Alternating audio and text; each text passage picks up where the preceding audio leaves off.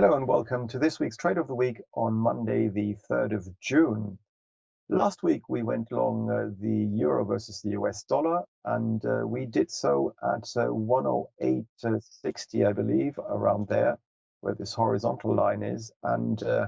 did see a follow through very short term, but then a major reversal on the next day, which basically stopped us out because we placed our stop loss below the last reaction low here at 108.03. So we made a small loss on that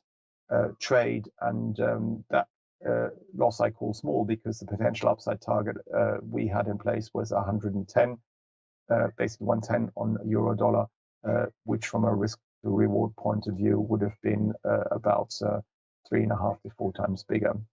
profit compared to the potential loss. So that trade is a loss. And this week, what I find interesting is looking at Robusta coffee, because you can see Robusta coffee prices are starting to come off levels where they topped out back in April of this year. And you can see we had a bearish engulfing pattern here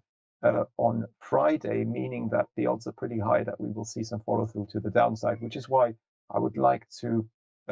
basically go short Robusta coffee here with a stop loss above the April high. This week's trade of the week is to go short Robusta coffee with a stop loss above the April high and a downside target of around 3,405.